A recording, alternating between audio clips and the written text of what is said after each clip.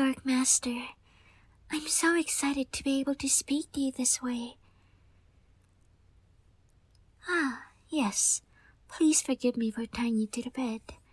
I know you haven't awakened yet, so I had to make sure you wouldn't try to escape before I could perform the ritual. But please understand that I only did it because I know you'd command me to do it if you had all of your memories.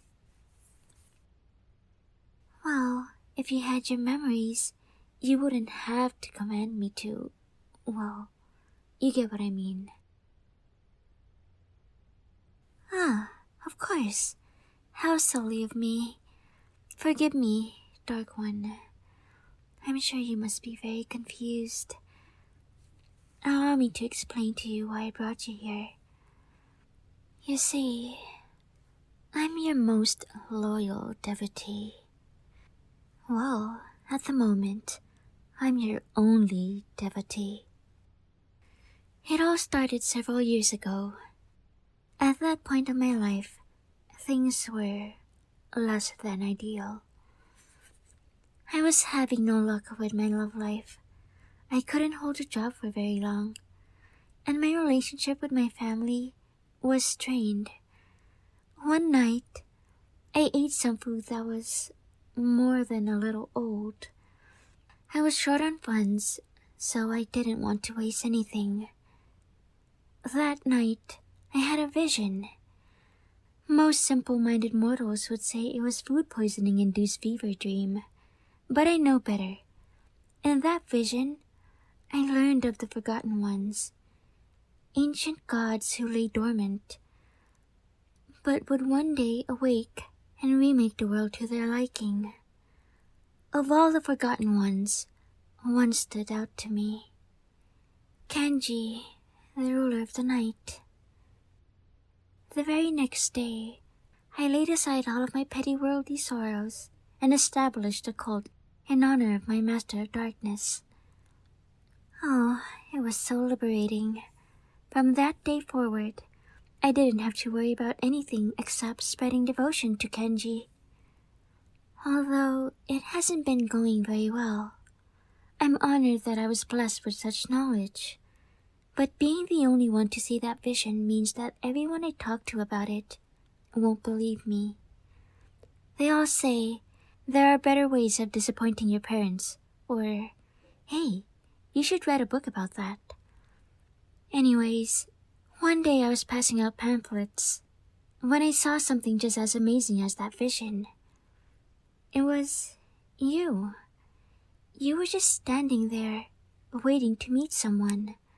But I couldn't take my eyes off of you. You looked perfect, like you didn't belong in this world. I could feel my stomach twisting into knots, just like it did in the night of the vision. In fact, the sensation was even more intense than it was back then. That's how I knew. To any other mortal in this world, you would appear as a mere human.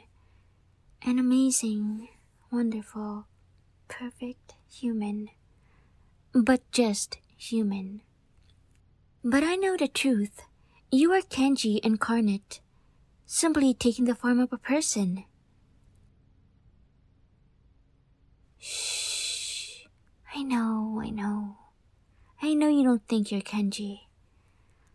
I couldn't work up the nerve to speak to you at first, so I started following you around, observing you. It was clear that you believed yourself to be the mortal you appeared to be. It took me a long time to understand what was happening, but after some research and some more visions I got after drinking some rancid milk, I understood your intentions.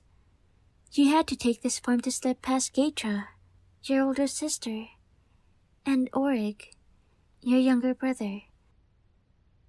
They forced you into an agreement to descend upon this world together and split it evenly. But cunning as you are, you devised this plan to arrive early and claim all the spoils for yourself. I'm honored beyond words that you subconsciously reached out to me through your dreams, preparing me with the knowledge to free you, so that you can begin your conquest. After that, it was a simple matter of drugging your lunch that you always eat in the park. I brought you back here, and well, I guess you know the rest. And now, allow me to untie you so you can participate in the awakening ritual. Of course, I'm keeping your hands tied behind your back, and you're still leashed to the bedpost by your ankle. I promise I'll release you completely once you've awakened. The ritual is quite simple. Although it took me 3 loaves of moldy bread for me to see the proceedings clearly enough to mimic. I made this incense from the leaves of a blackwood plant, which was formed from the drops of your blood after your mighty battle with your father, he of no name. But before I burn it, we need to add something. Blood. This plant sprang from the blood of your ethereal form, but we'll also need the blood of your mortal form, and that of your followers. Well, follower, singular. Oh, no, it's nothing drastic. Just a single drop from you. And a single drop from me. Please, cunning one, try to hold still. The ceremonial knife is, well, I bought it because it looks really cool, but it's old and parts of it are rusty. If you don't hold very still, I might get you with the rusty part and not the clean part. I don't want to cause any undue pain to you, my master. There. Perfect. Now to light the incense and recite the incantation. Breathe in deep and remember your true nature.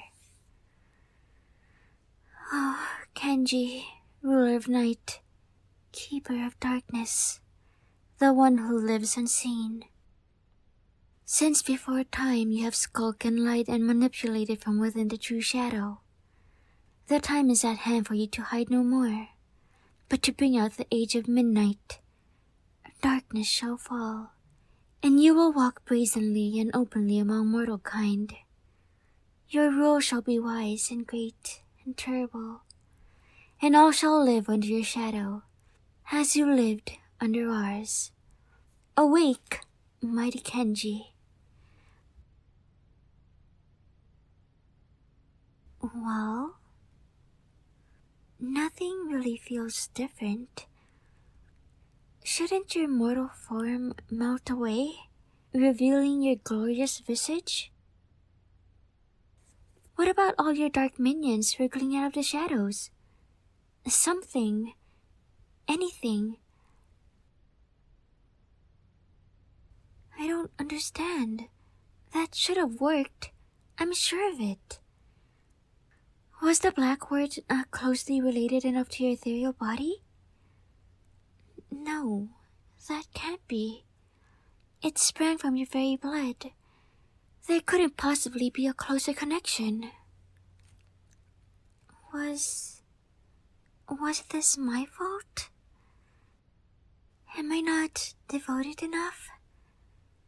But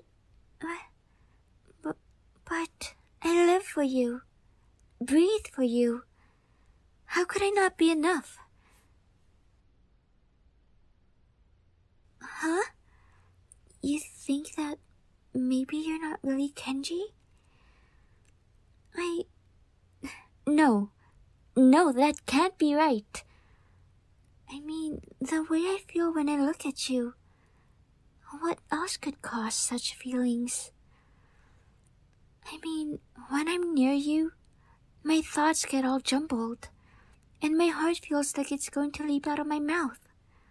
Surely it's because of your godly aura.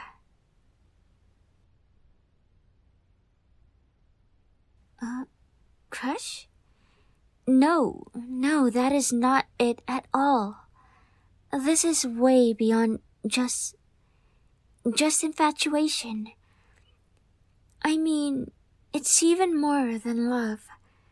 Or, I assume so. I've never really... Anyway, the way I feel about you is special. Nobody could ever feel this way towards a mere human. I'm sure of it. Nobody else in the world. Wait, nobody else? That's it. That's what's wrong. I've reached the mortal limit of worship and devotion.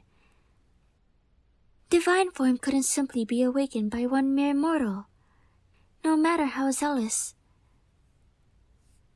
You're going to need more followers. This is going to be tricky.